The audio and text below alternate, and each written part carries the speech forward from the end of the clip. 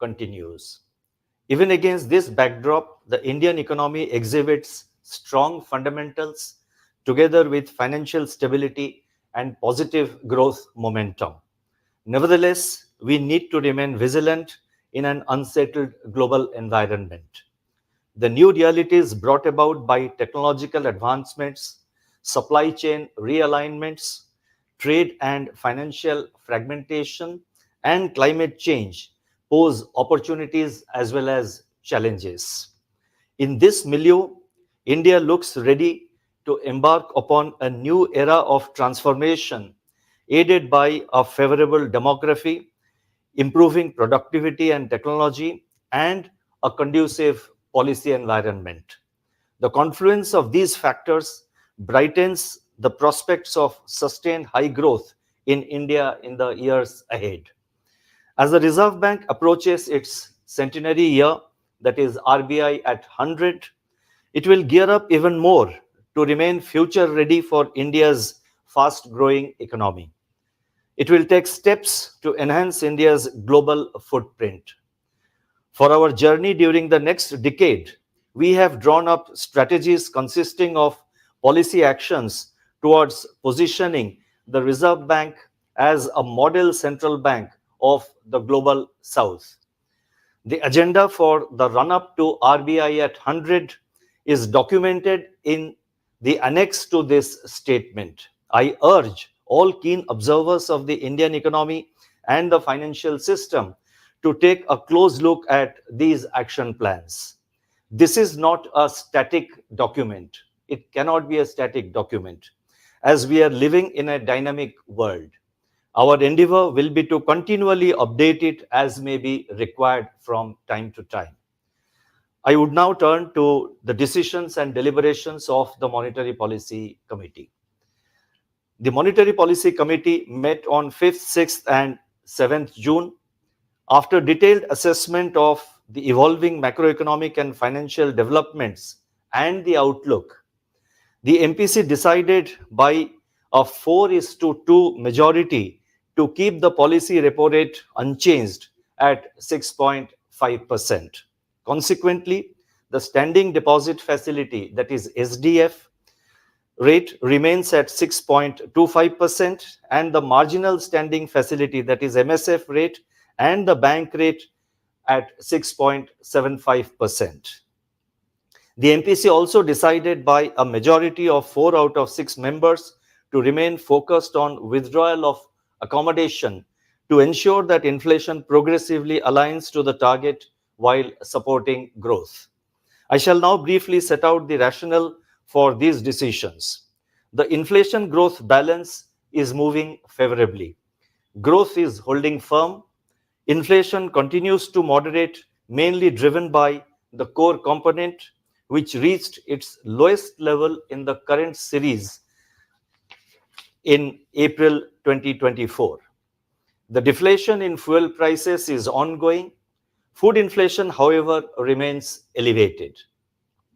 While the MPC took note of the disinflation achieved so far without hurting growth, it remains vigilant to any upside risks to inflation, particularly from food inflation, which could possibly derail the path of disinflation.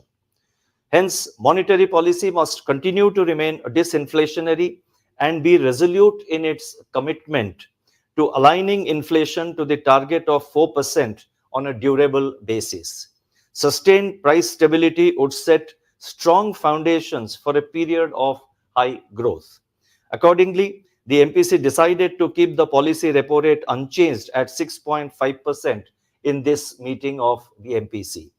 The MPC also decided to remain focused on withdrawal of accommodation to ensure anchoring of inflation expectations and fuller policy transmission. I would now like to provide an assessment of the growth and inflation conditions. Let me first briefly touch upon global growth. Global growth is sustaining its momentum in 2024 and is likely to remain resilient, supported by rebound in global trade. Inflation is easing, but the final leg of this disinflation journey may be tough. Central banks remain steadfast and data dependent in their fight against inflation. Market expectations regarding timing and pace of interest rate cuts are also changing with incoming data and central bank communication. US dollar and sovereign bond yields remain range bound. While gold prices have surged on safe haven demand, equity markets have gained in both advanced and emerging market economies since the last MPC meeting in April. Let me focus now on the domestic growth conditions. The provisional estimates released by the National Statistical Office, NSO, placed India's real gross domestic product, that is GDP growth, at 8.2% for the year 23-24. During 24-25, that is during the current year so far, domestic economic activity has maintained resilience. Manufacturing activity continues to gain ground on the back of strengthening domestic demand. The 8 core industries posted healthy growth in April 2024. Purchasing Managers Index, that is PMI in manufacturing, continued to exhibit strength in May 2024, and it is indeed the highest globally. Services sector maintained buoyancy as evident from available high-frequency indicators. PMI services stood strong at 60.2 in May 2024, indicating continued and robust expansion in activity. Private consumption, the mainstay of aggregate demand, is recovering. And it is recovering with steady discretionary spending in urban areas. Revival in rural demand is getting a fillip from improving farm sector activity. Investment activity continues to gain traction on the back of ongoing expansion in non-food bank credit.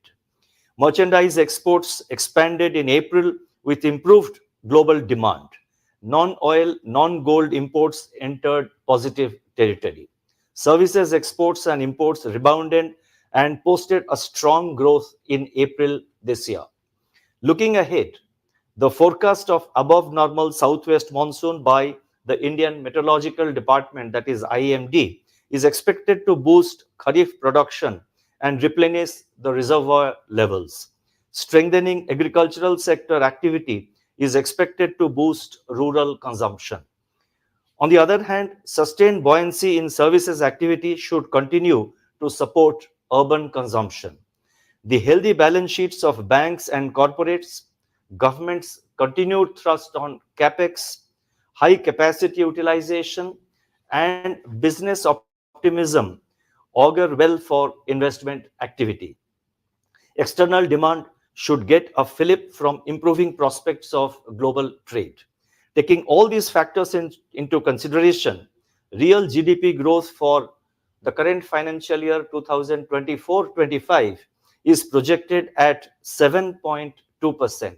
Let me repeat, the GDP growth that we are now projecting for the current financial year 2024-25 is 7.2%, with Q1 at 7.3%, Q2 at 7.2%, Q3 at 7.3%, and Q4 at 7.2%.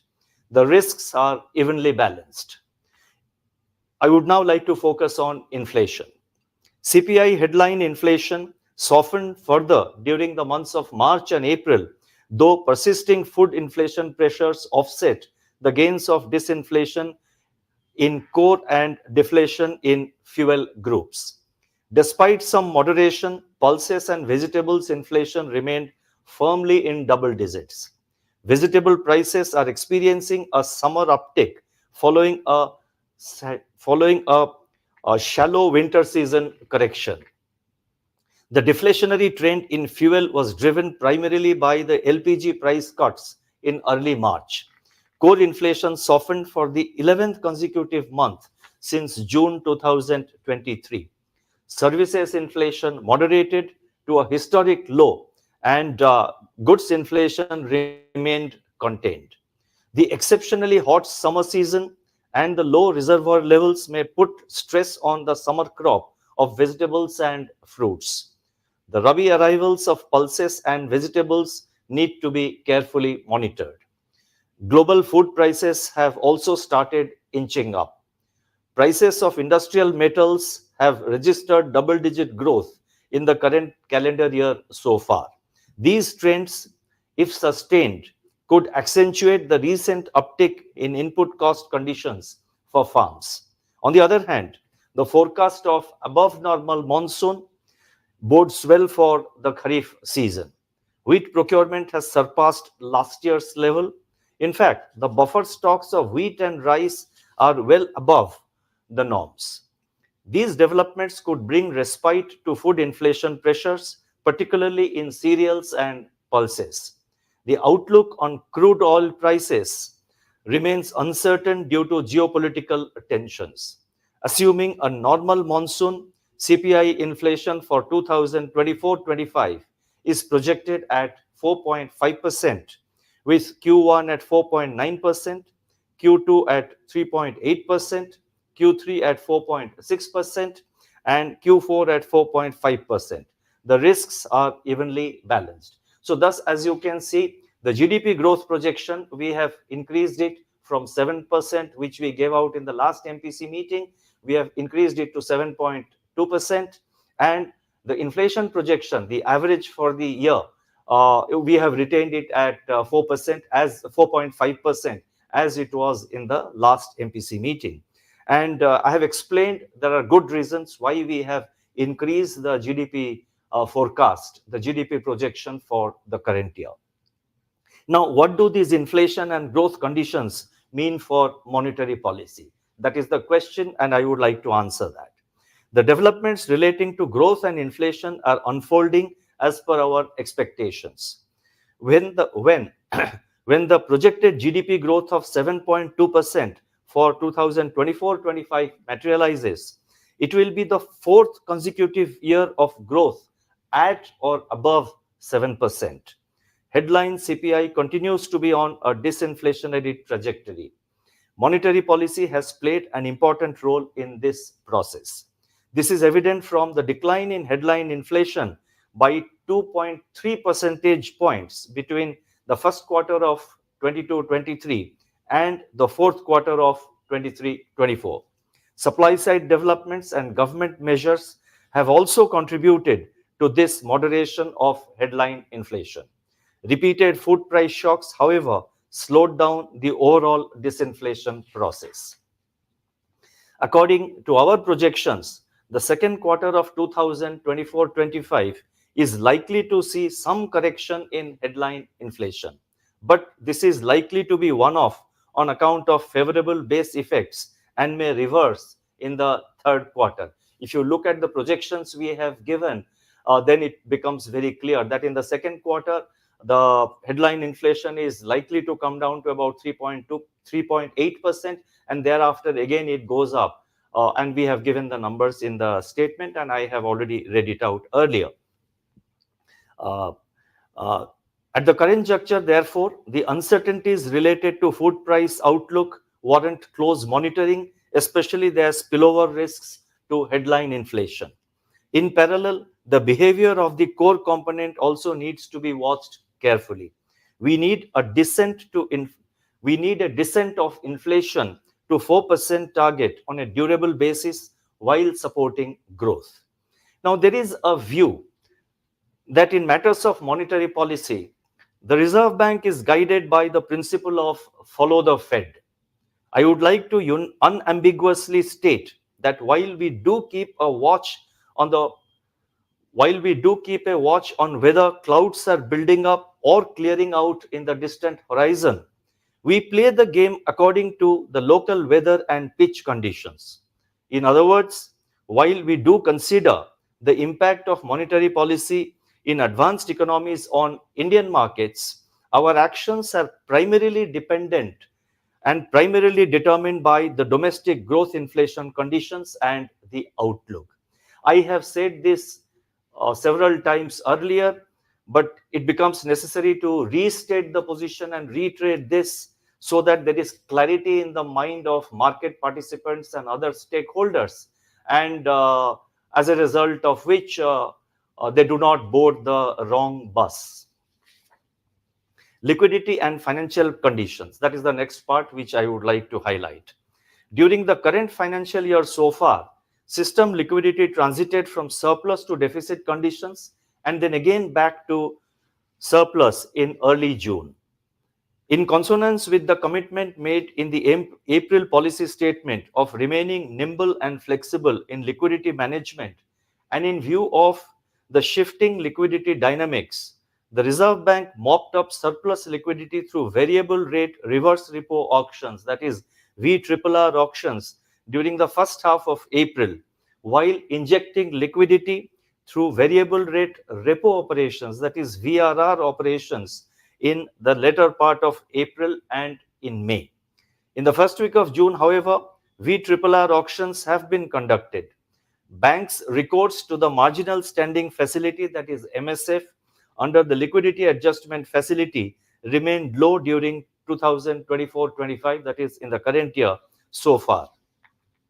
Now, mirroring the liquidity dynamics which I just explained, the weighted average call rate, that is WACR, on an average remained close to the middle of the corridor. Now, I have explained, I mean, for common listeners and for others, I have explained what exactly the corridor means in the footnote. And let me also state here that lot of, most of the statements which I am making are backed by data, and the data is given in the footnotes. And I would encourage you to have a look at footnotes to understand why we are making certain statements. So mirroring the liquidity dynamics, as I said, the weighted average call rate, that is WACR, on average remained close to the middle of the corridor. Across the term money market segment, the yields on certificates of deposit, that is CDs, commercial papers, that is CP, issued by non-banking financial companies, that is NBFCs, and 3-month treasury bills, that is T-bills, also eased. In the credit market, monetary transmission remains ongoing.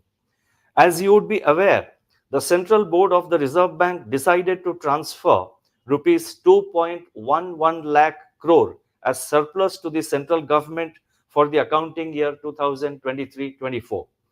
As the economy remains robust and resilient, the Central Board decided to utilize this opportunity to increase the risk provisioning under the contingent reserve buffer to 6.5% of the Reserve Bank's balance sheet for 2023-24 from 6% in 2022-23. In other words, the contingent reserve buffer, which was 6% in 22-23, was enhanced by the Central Board to 6.5% in the current for the year 22-23. Now, this risk provisioning, that is this provision for contingent reserve buffer, or CRB as we call it, this would further strengthen the Reserve Bank's balance sheet. Prudence is at the core of our standard operating procedure. The Indian rupee moved in a narrow range with a low volatility during 2024-25 so far, that is up to June 5th, and that's the figure I have given. Now, this has happened despite despite the rupee trading under pressure amidst foreign portfolio, that is FPI, outflows. The relative stability of the Indian rupee bears testimony to India's sound and resilient economic fundamentals and its macroeconomic and financial stability and improvement in the external outlook. Looking ahead, the Reserve Bank will, and I'm providing some, kind of a forward guidance here with regard to liquidity and our approach to the markets. Looking ahead, the Reserve Bank will continue to be nimble and flexible in its liquidity management through main and fine-tuning operations in both repo and reverse repo. We will deploy an appropriate mix of instruments to modulate both frictional and durable liquidity so as to ensure that money market interest rates evolve in an orderly manner which preserves financial stability. As our actions over the recent period have shown, the Reserve Bank stands committed to maintain stability and orderliness in all segments of financial markets and institutions regulated by it. I would like to read this sentence once again for clarity. And it's not just for clarity, but to reiterate the position.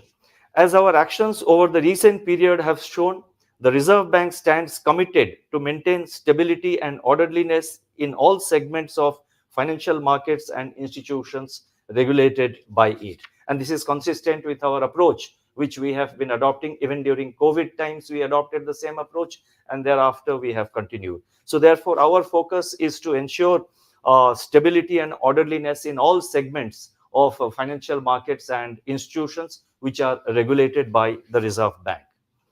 I would now turn to financial stability. The annual financial results of 2023-24 indicate that the banking system remained sound and resilient, backed by improvement in asset quality, enhanced provisioning for bad loans, sustained capital adequacy, and rise in profitability. The non-banking financial companies, that is NBFCs, also displayed strong financials in line with the banking sector. Notably, the gross non-performing assets, that is the GNPAs of scheduled commercial banks and NBFCs, are below 3% of total advances at the end of March 2024. It is important that regulated entities should continue to improve their governance standards, risk management practices, and compliance culture across the organization. In November last year, we had flagged certain concerns on excessive growth in unsecured retail loans and over-reliance of NBFCs on bank funding. Recent data suggests that there is some moderation in these loans and advances. We are closely monitoring the incoming data to ascertain if further measures are necessary. The boards and top management of regulated entities should ensure that risk limits and exposures for each line of business are kept well within their respective risk appetite framework. The persisting gap between credit and deposit growth rates warrants a rethink by the boards of banks to re-strategize their business plans. A prudent balance between asset and liabilities has to be maintained.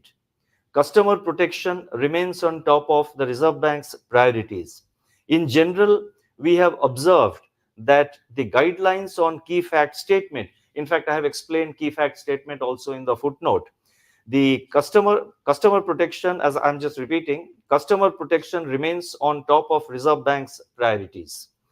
In fact, it would be of interest to you that in this year's annual report, we have a separate box item which lists out the customer-centric measures that the Reserve Bank has taken.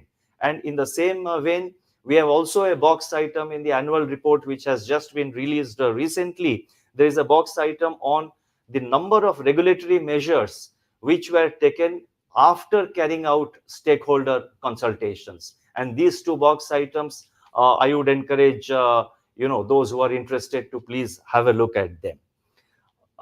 So, in general, we have observed that the guidelines on key fact statement are followed, but a few regulated entities still charge fees, etc., that are not specified or disclosed in the key fact statement, that is KFS. It has also been observed that in some microfinance institutions and NBFCs, that the interest rates on small value loans are high and appear to be usurious. The regulatory freedom enjoyed by the regulated entities in respect of interest rates and charges should be used judiciously to ensure fair and transparent pricing of products and services. The Reserve Bank continues its constructive engagement with such financial entities to safeguard the interest of customers and ensure overall financial stability. Now, let me make it very clear that, we are observing all these trends, and our focus is always to interact, to, engage with the sectoral players, to engage with the individual banks or NBFCs or the MFIs and encourage them to take necessary corrective measures, because it's for the regulator and the regulated entities together. We have to work to ensure that your health, that is the health of the banks and NBFCs and the microfinance institutions, remain robust, the health remains good. And if that happens, and when that happens, it's good for the economy. I'm not saying that there is any big amount of problem at the moment. Overall, as I have said, let me again re-emphasize the banking sector, the NBFC sector, the MFI sector, overall financial sector remains healthy and stable. But there are a few outliers, and I was mainly focusing on them. Let me now turn to the external sector. With lower trade deficit, robust services export growth, and strong remittances, the current account deficit is expected to have moderated in Q4 2023-24. Services exports were predominantly driven by software exports. Other business services and travel uh, services exports were predominantly driven by software exports, other business services, and travel exports. The phenomenal rise in global capability centers, that is GCCs, in India has provided a significant boost to India's software and business services exports. India, with an expected 15.2% share in world remittances in 2024, continues to be the largest recipient of remittances globally. Overall, the current account deficit for the current year, that is 2024-25, is expected to remain well within its sustainable level. On the external financing side, foreign portfolio investment, that is FPI flows, surged in 23-24 with net FPI inflows of around US dollar 41.6 billion. Since the beginning of 2024-25, however, foreign portfolio investors have turned net sellers in the domestic market with net outflows of US dollar 5 billion till June 5. In 2023, India retained its position as the most attractive destination for greenfield foreign direct investment, that is greenfield FDI in Asia and Pacific. Gross FDI remained robust in 23-24, but net FDI moderated. External commercial borrowings, that is ECBs, and non-resident deposits recorded high net inflows as compared with the previous year. The amount of ECB agreements also grew markedly during the year. Now, I have given the relevant data in the footnotes. Now, touching a new milestone, India's foreign exchange reserves reached a historical high of US dollar 651.5 billion as on 31st May. India's external sector remains resilient and the key external vulnerability indicators continue to improve. Overall, we remain confident of meeting our external financing requirements comfortably. I shall now announce certain additional measures, and there are, I think, about there are few of them. And at the end, in the concluding para, I would like to also provide some guidance for, the way forward. The first announcement relates to review of limit for bulk deposits in banks. On a review of bulk deposit limit, it is proposed to revise the definition of bulk deposits as single rupee term deposit of 3 crore, rupees 3 crore and above for scheduled commercial banks, excluding the regional rural banks. And this also is applicable, that is from, this definition of single rupee term deposit of 3 crore is applicable to both scheduled commercial banks and SFBs and not RRBs. Further, it is also proposed to define the bulk deposit limit for local area banks as single rupee term deposit of rupees 1 crore and above, as applicable in the case of RRBs. The other next announcement relates to rationalization of guidelines for export and import of goods and services under the Foreign Exchange Management Act, that is FEMA 1999. In view of the changing dynamics of international trade and in line with the progressive liberalization of foreign exchange regulations, it is proposed to rationalize the extant FEMA guidelines on export and import of goods and services. This will further promote ease of doing business and provide greater operational flexibility to authorized dealer banks. Draft guidelines will be issued shortly for stakeholder feedback. The next announcement relates to setting up of a digital payments intelligence platform. The Reserve Bank has taken a number of measures over the years to deepen digital payments while ensuring their safety and security. These measures have boosted consumer confidence. Growing instances of digital frauds, however, highlight the need for a system wide approach to prevent and mitigate such frauds. It is therefore proposed to establish a digital payments intelligence platform for network level intelligence and real time data sharing across the digital payments ecosystem. To take this initiative forward, the Reserve Bank has constituted a committee to examine various aspects of setting up this platform.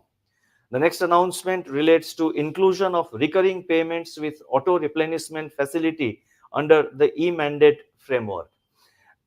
The adoption of e-mandates for recurring payment transactions has been increasing.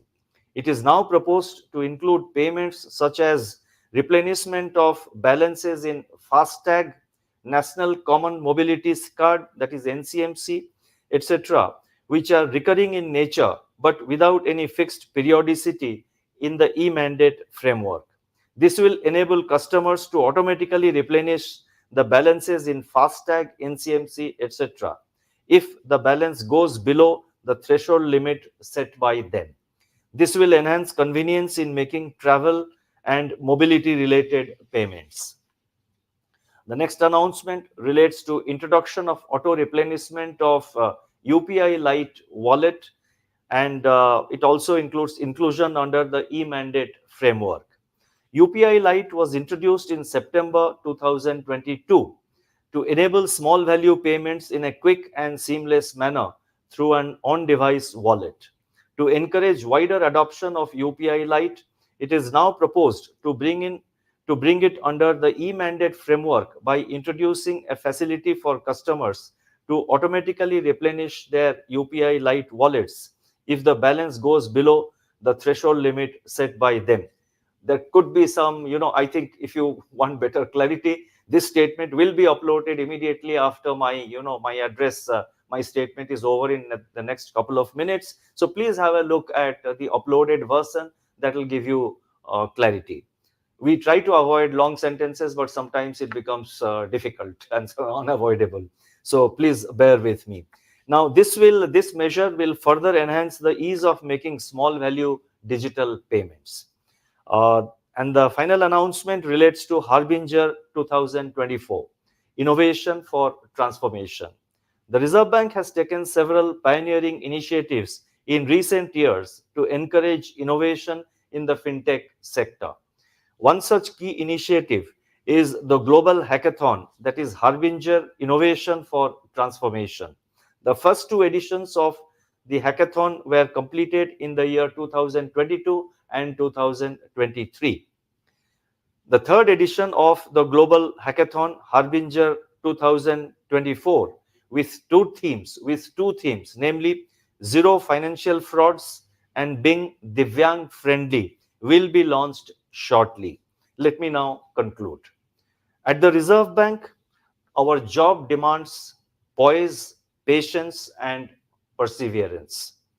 India's recent economic progress, continued momentum in economic activity, and the overall promising economic prospects validate our approach to policy making.